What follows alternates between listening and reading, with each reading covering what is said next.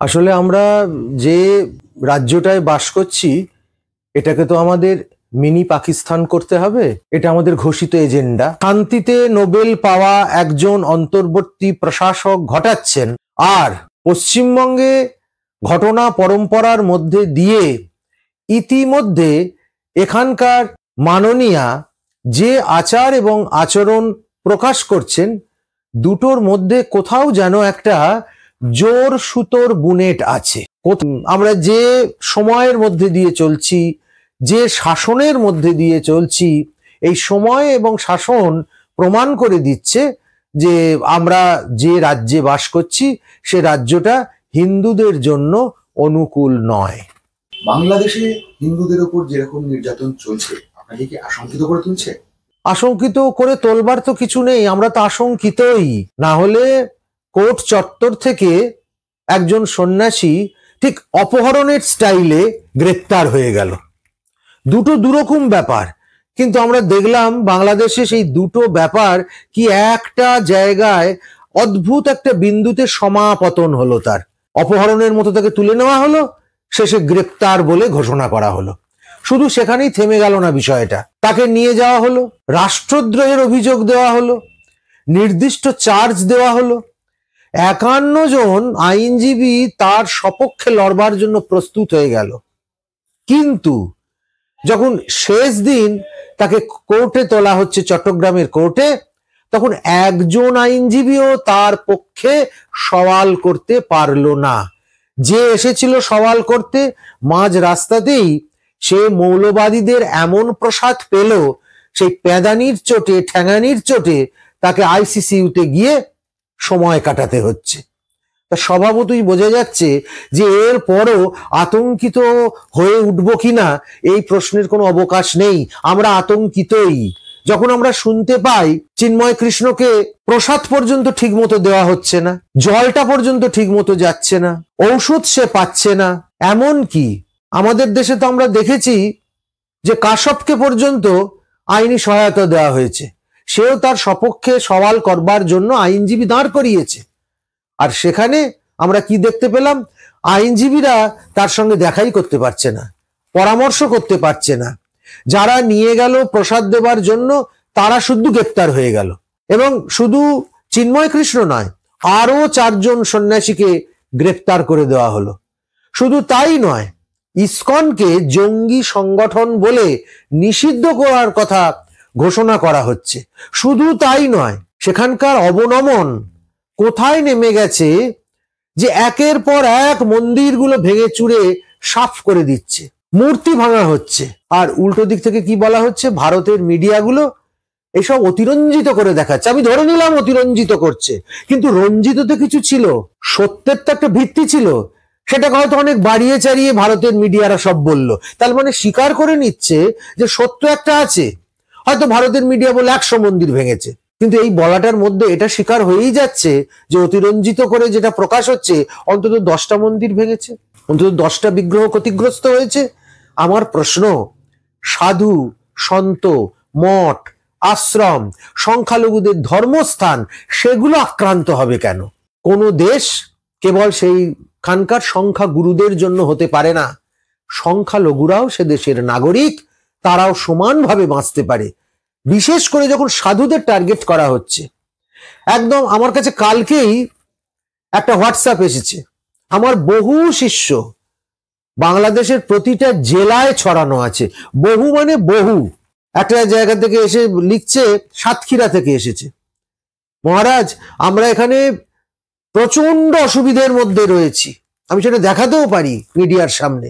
আমরা প্রচন্ড অসুবিধার মধ্যে রয়েছি, প্রত্যেকটা মন্দিরে পুলিশ ঢুকে যাচ্ছে, গিয়ে বলছে এখানে ইসকনের লোক আছে, কে বার করুন তাকে, বলে তাদেরকে যারা মন্দিরের পুরোহিত আছে, সেবায়েত আছে, কাজের লোকজন আছে, তাদেরকে তল্লাশি করছে। জুতো পরে মন্দিরের ভেতরে ঢুকে পড়ছে, জুতো পরে ঠাকুর দেবদাস সব উল্টে পাল্টে দিয়ে তারা নানান রকম তল্লাশি করছে। আসলে কিছুই না, হ্যারাসমেন্ট করছে। এমন ভাবে তাকাচ্ছে, এমন প্রশ্ন করছে, আতঙ্কিত হয়ে পড়ছে। সব মন্দির কিন্তু ধনাঢ্য ব্যক্তির মন্দির নয়, সব মন্দিরের কমিটি কিন্তু প্রভাবশালী কমিটি নয়। সাধারণ মন্দির হঠাৎ করে একদল পুলিশ ঢুকে তাণ্ডব শুরু করে দিচ্ছে।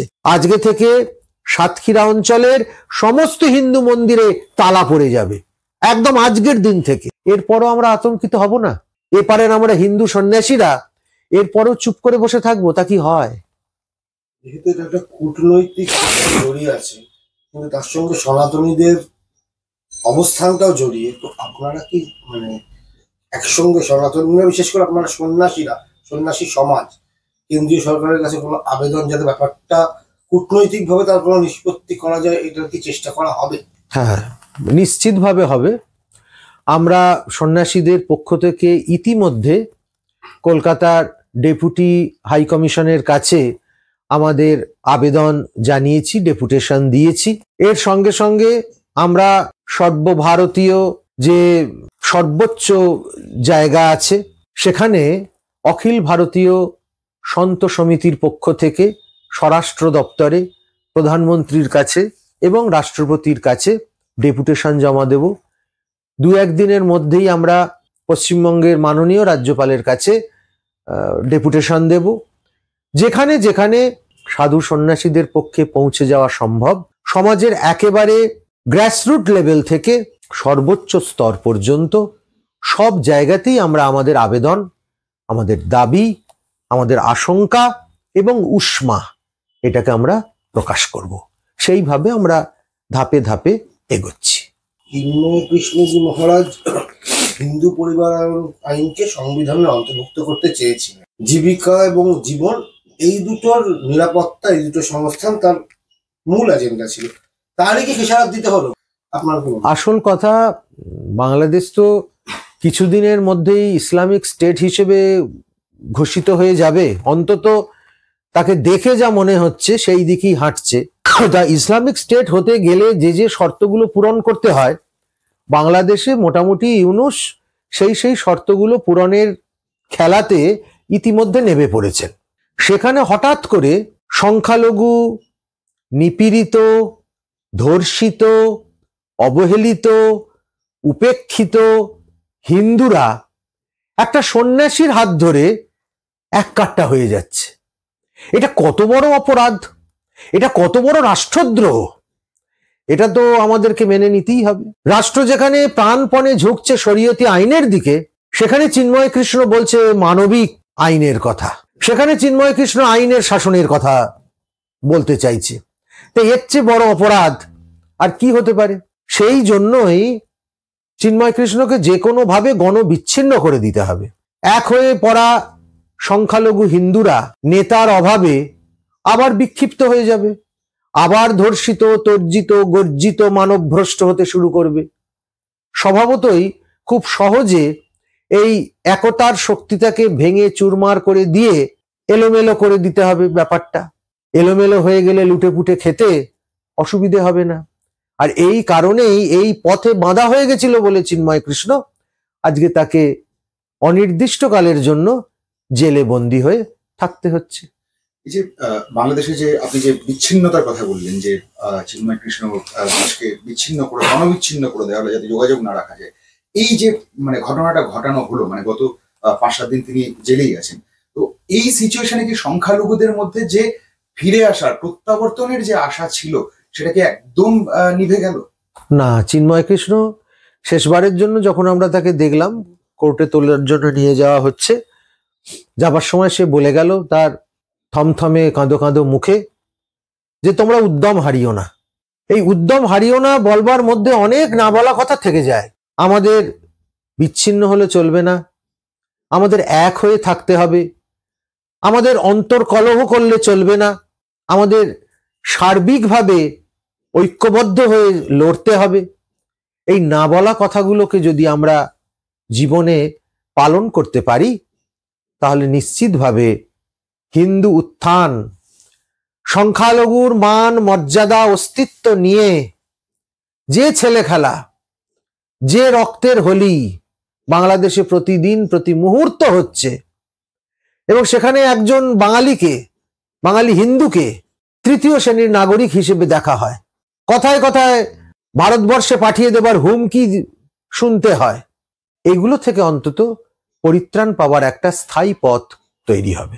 এটা ইউনূসের ক্ষমতা মানে অক্ষমতা আরো বেশি প্রকাশ হয়ে পড়ছে, মানে এই কারণে বলতে চাইছি যে তিনি সরকারের মাথায় বসে আছেন ঠিকই, কিন্তু সরকারের উপর তার কোনো নিয়ন্ত্রণই নেই।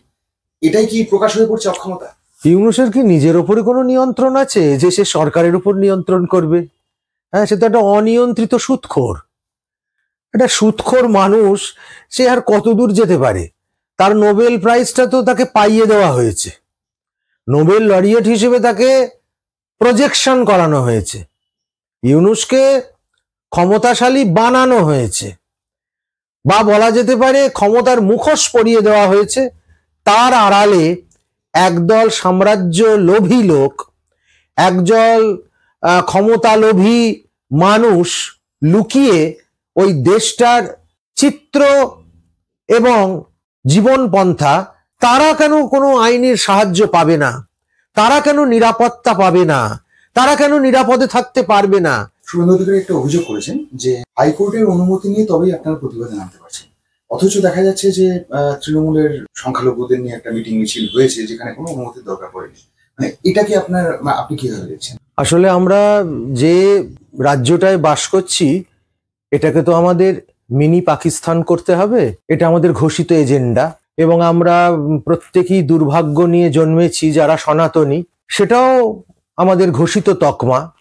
তা স্বভাবতই দুর্ভাগ্য পীড়িত একদল মানুষ মিনি পাকিস্তানে বসবাস করলে তাদের যে সীমাবদ্ধতা থাকে, সেই সীমাবদ্ধতার মধ্যে দিয়েই আমাদের তো চলতে হচ্ছে।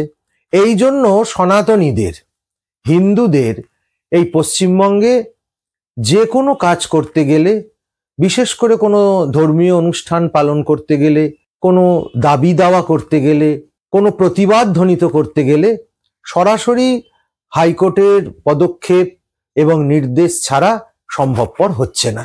এর জন্য আমরা সর্বতোভাবে প্রস্তুত, সেইভাবেই আমরা চলছি। শুভেন্দুবাবু আরো একটি কথা বলেছেন যে বাংলাদেশে যেমন মোহাম্মদ ইউনূস, তার সঙ্গে মমতা বন্দ্যোপাধ্যায় মিল খুঁজে পাচ্ছেন। আপনি কি কোনোভাবে মানে আপনি কি একমত, বা আপনিও কি মিল খুঁজে পাচ্ছেন? দেখুন, আমি প্রথমেই একটা কথা বলতে চাই, আমি কিন্তু বিজেপির মুখপাত্র নই, তৃণমূলেরও মুখপাত্র নই, কংগ্রেস সিপিএম কোনো রাজনৈতিক দলের মুখপাত্র নই। আমি পশ্চিমবঙ্গের নির্বাণ পীঠের একমাত্র মহামণ্ডলেশ্বর, আমি সাধুদের প্রতিনিধি।